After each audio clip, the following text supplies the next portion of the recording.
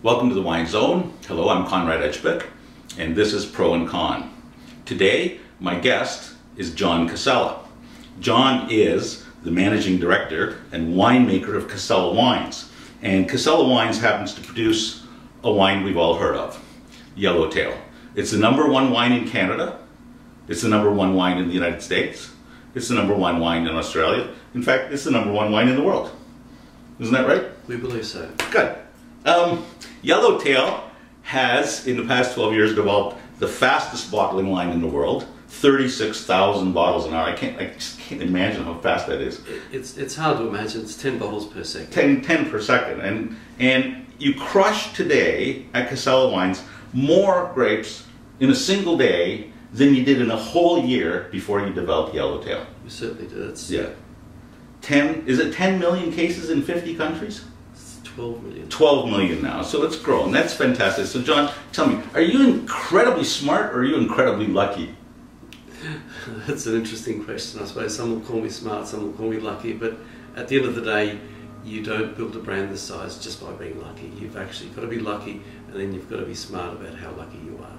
Sure. So, what is it about Yellowtail that appeals to so many drinkers in so many countries? I think that a few factors came together. When we launched Yellowtail, it was around the same time as the Olympics. Australia was in the spotlight. The world was hungry for new styles of wine, and I think we intuitively developed a wine style that consumers were looking for without ever being able to articulate that. And the wine style being around sort of fruit-driven, soft, early drinking,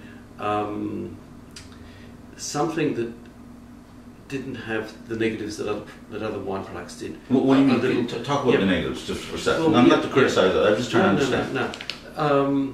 If I go back to when I was young and I tasted wine, I thought, you know, why is it so bad to drink? I mean, a young boy tasting wine. And as I got older, became a winemaker, I often thought about what makes good wine, what makes a bad wine. How long does it take your palate to sort of develop a taste for some of these negatives? And the negatives I speak of was the whites being over acid, the reds being overly tannic. And what we did with Yellowtail is bring all of that back into balance. A little less tannin, a little sweetness, just a round and fill. And with the whites, we were very careful with the acid levels so that they're not low in acid, but they're not overly sort of acidic and tart, which is what some wines really are. No, just had a sip here right now, and frankly, on air, at any time on air, red wines are difficult to sip because they dry your palate out. And I don't feel my palate dried out. I still feel a juiciness and a freshness. Yeah, that's exactly the style of wine. We want it to be juicy and fresh. Yeah. Driven by fruit, not by age or oak or any other characteristics. Right.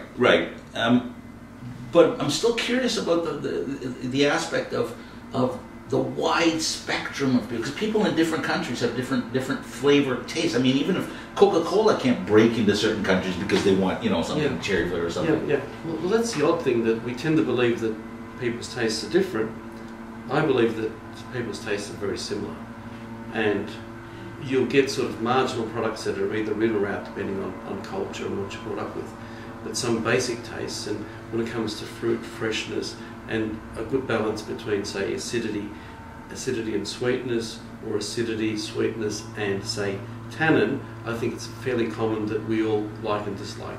It's just that as our palate develops, as our taste sort of ages, then we may want more tannin and less of the other things. But we've tried to create wine styles that are sort of midway, that you really have to be, far-fetched one way or the other way, not to like the wine. So would you call it, being silly here, would you call Yellowtail sort of a gateway drug? Sort of a halfway, like people will drink this and then eventually they'll go to other wines? Or personalized flavors? I believe so. I believe we've brought a lot of people into the category. We've brought a lot of people into the Australian wine category as well. Now, some may move on, but at the end of the day, the consumer base isn't static, it's dynamic.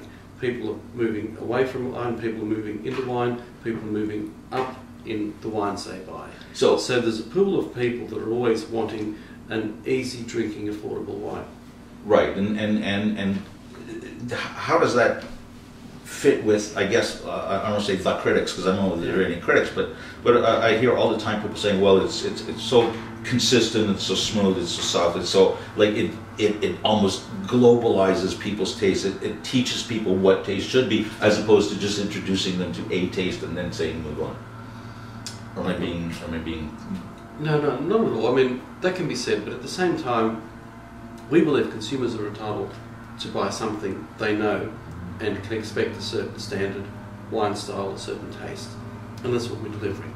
Because, you know, wine is fantastic and it's great to explore wines, but sometimes you really want to buy something that you know is going to deliver the drinking satisfaction that you're looking for. Sure. And you don't want to make a discovery every time you buy wine, because inevitably you'll find great wines, you'll find disappointing wines.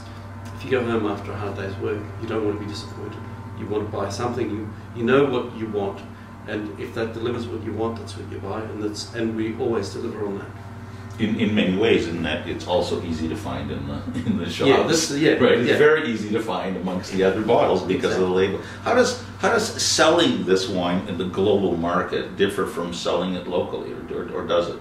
Look, there's a difference. Locally, we've got our own salespeople, and globally, we work with partners based in each country.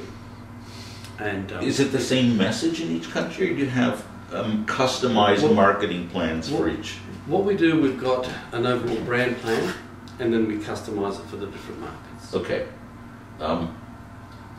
What advice would you have for smaller winemakers in all these countries that are competing like heck with you, and you're killing them? Look, I don't know that they're competing with us. At the end of the day, well, they're competing for that share of market, that share of palate. Yeah, for sure. Right, for sure, obviously. For sure. But I think, look, you look at the positives. We have brought people in. We have given people confidence in wine. And I'm fairly sure that there are a lot of people buying other brands that came to wine and are confident buying new brands and so on, because they were reassured that they could take a chance with Yellowtail and it delivered more than what they expected. And so it gave them confidence in to try other products. So in a lot of ways, we're fairly positive for the industry in that we've given people confidence, and we've got a product that they can always go to, a product that they can take to parties, and everybody knows the taste profile of that. As far as the newcomers, the small wine producers, at the end of the day, we succeeded because we had an individual style, and that individual style gave us great success. We weren't a million-case brand to start with. We were a no-case brand that sort of grew into a 12 million case brand. And you had a difficult time at the very beginning, because suddenly the brand took off, you just didn't have product. We did. What'd you do? We had to go out and buy and beg and steal wherever we could find wine to supply. I mean, the prediction was 50,000 cases in 1 year. We delivered... That was the year 2000? The year 2001. 2001. You wanted to produce 50,000 cases, and that would have been a real success. It would have been. That's all. Fantastic. And we delivered 1 million cases in 13 months. Wow. So for the new winemakers, or everybody wanting to break into the market, develop your own style. Did you have to go see a psychiatrist at that time? What am I going to do? I can't find the glaze. I'm tearing my hair out. It was a financial pressure and pressure to keep the supply up, and we actually had the consistency. I mean, seven different sites where we were bottling Yellowtail at one point. And now it's all under one roof. It is. Yeah.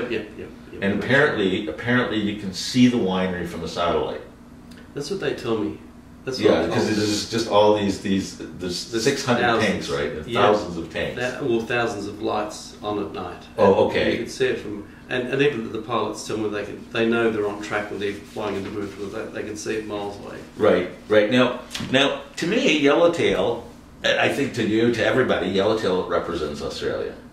People look at this and think, yeah, it's the bottle with the kangaroo on the label. Yeah. And of course, you and I both know that it's a yellow-footed rock wallaby. So does that bug you? It's not a kangaroo. It's not a kangaroo. Oh, well, we use it interchangeably anyway. Right. Yeah. You're developing a new brand now, aren't you? Look, we're always working on new brands and always working at ways. Sweet Red Rue. Sweet Red Rue is an extension of Yellowtail. Yellowtail. And how is it going to be? How's it going to be similar, and how's it going to be different? See, Yellowtail was based on consumer taste, and a lot of these line extensions are about either current consumer trends, things like Moscato. We know that there's a trend, but we want to be ahead of the trend. So when it comes to a sweet red wine, then there is a trend that way. So we want to make sure that we position ourselves well in advance as the trend sort of develops, that we've got a product that Sweet red wine. consumers. So you think that the next big thing is that sweet red wine? I'm not sure that it's a big thing. We certainly had huge success in the USA. Right. And in fact, Sweet Red Roux, it's the name of the product, is outpacing Moscato at the same sort of launch time. Excellent. Fantastic. Yeah, which is, I mean, it went beyond expectation. But there again, it's not about what we like so much, but what we think consumers want and delivering on what they want. And I think we're very respectful of consumer tastes, that we have to sort of intuitively feel that the movement is that way. And at the end of the day, the consumer base is huge and we're only a small part of that, but we have to make sure that we're ahead of where consumers' tastes are going and deliver on that, but deliver a yellowtail type message where it's quality and style and value for money. And yet, when you talk about where consumers are going, you're not talking about niches or tributaries. You're talking about the main market. Exactly. Yeah.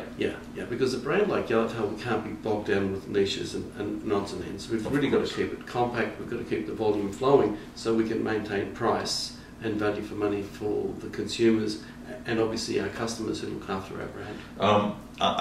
I believe that your biggest selling brand always was the Shiraz. That it's now sort of moved to the Chardonnay. Yeah. Is that in particular parts of the world or everywhere? Oh, it depends. It is on particular parts. I mean, in Asia, the reds are always well above the whites, for example. In Australia, we had the Merlot being one of our best sellers, now being surpassed by the Chardonnay. And again, it's reflecting consumer tastes. Yeah, well, exactly. Yeah. And I think at the end of the day, every supplier is a slave to the consumer. We can't ever forget that. We don't dictate to them, they dictate to us.